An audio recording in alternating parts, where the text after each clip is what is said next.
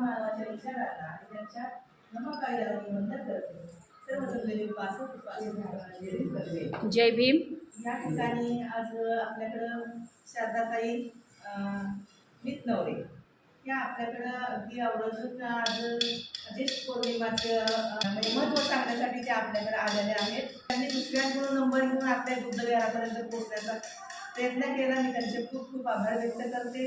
रमाई महिला मंडळ स्वयंप्रकाश संघातर्फे त्यांचे आभार व्यक्त करते. आणि आनंद असा झाला की खरंच म्हणजे धम्माचं काम करणं त्यांच्या रक्तामध्येच असल्यासारखं. भोसले गुरुजी इतके म्हणजे हे होते, माणसांबरोबर मन मिळावं आणि प्रेमाने राहणं, प्रेमाने वागणं.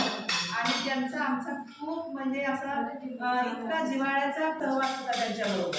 आम्ही जेव्हा बुद्धगयाला गेलो त्यावेळेस 2010 मध्ये पहिल्या दिवशी तर आमच्या कार्यकर्त्यांची जास्ती ओळख नव्हती, पण दुसऱ्या दिवसापासून आम्ही ढोलकी घेतली, दिवडी घेतली आणि भोसले गुरुजींकडे इतकी गाणी असायची. त्यांचं फेवरेट गाणं म्हणजे त्या झाडाखाली आली आम्रपाली. बरोबर. उत्तम ते गाणं म्हणायचे. आणि कुठेही कार्यक्रमाला म्हणजे आम्ही वर्षावास उद्घाटन असो, हे आपलं कारल्याची लेणी, भाज्याची लेणी, या ठिकाणी सगळीकडे भोसले गुरुजी आमच्याबरोबर असायचे. कार्यक्रमाला पण प्रत्येक ठिकाणी आम्ही काही मिटिंग असतं त्या ठिकाणी आम्ही जायचं, तिथं भोसले गुरुजी असायचे. मोठे मोठे कार्यकर्ते, पदाधिकारी, केंद्रीय शिक्षक हे सगळे त्या ठिकाणी असायचे. आणि भोसले गुरुजींच्या मुलाच्या लग्नामध्ये सुद्धा आम्ही त्या ठिकाणी गेलो होतो.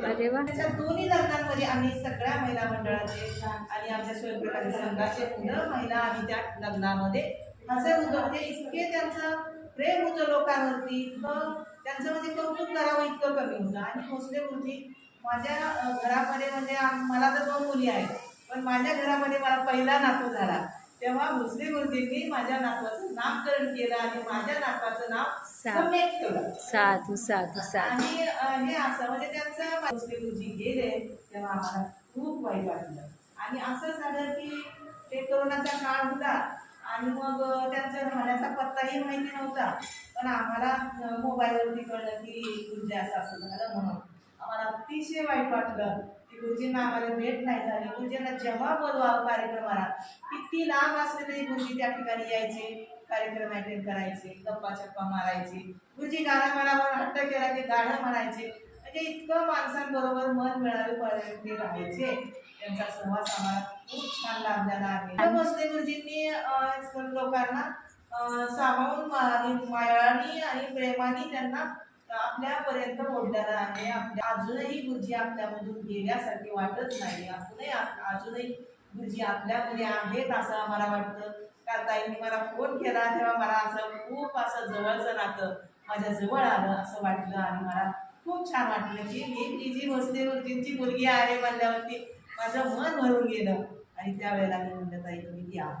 आणि तेवढ्या वेळी आम्ही संध्याकाळी काय कोणाचं बरोबर भेट झाली नाही, पण आज सकाळी जेव्हा मी कामावून आले तेव्हा खिरीचं पातेलं गॅसवर ठेवलं आणि सगळ्यांना सांगितलं की आपल्या इथं असा कार्यक्रम आहे. भोसले गुरुजींची मुलगी आज आपल्या विहारामध्ये पौर्णिमेचं महत्त्व सांगण्यासाठी येणार आहेत. आपल्या सगळ्या जेवढ्या आहेत महिला तेवढ्यांनी या. ज्या कमी आल्यात महिला काही कामावर असतील, काही कशा असतील. आणि आमचा कार्यक्रम संध्याकाळी 8 वाजता असतो. खूप आभार व्यक्त करते. आणि आमचं महिला मंडळ असं आहे की आम्ही कुठल्याही वेळेला म्हणलं ना की असं आपण करायचं त्यावेळेला कुठल्याही गोष्टीचा नाकार नसतो, पैशाचा प्रॉब्लेम नसतो, पैसे सगळे द्यायला तयार असतात. आजही सगळ्या म्हणजे काही ह्या खिरीमध्ये पण लोकांचं योगदानच आहे. सगळ्या आमच्या महिला एकत्रित असतात आणि खूप छान आमचं मंडळ चालतं. कधी आमचे हेवे देवण असतात, कधी काही नाही. कुठं जायचं म्हणलं ते आमच्या महिलांनाही म्हणत नाही. हे खूप खूप आमच्या महिलांचं कौतुक आहे. म्हणजे किती छान ना खरंच. आणि खऱ्या अर्थाने म्हणजे भोसले गुरुजींनी जे त्यांच्या जीवनामध्ये धम्माचं काम केलं त्याच्यापेक्षाही पुढे वाटचालमधनं तर आपल्या ताईने खूप त्यांच्यापेक्षा डबलीने पुढे नेला असं मला वाटतंय. बरोबर मी आशीर्वाद आहेत सगळ्यांचे. मनापासून आभार व्यक्त करते आणि त्यांना पुढच्या वाटचालीसाठी शुभेच्छा देते. खूप खूप छान ताई प्रवचन करतात आणि खूप माहिती छान सांगतात. मी आजपर्यंत ही अशी माहिती पण ऐकली नव्हती. प्रवचन असतात, पण तुमच्यासारखं आज नवीन माहिती मिळाली. त्यामुळे बाबाला तुमचे साधू साधू साधू.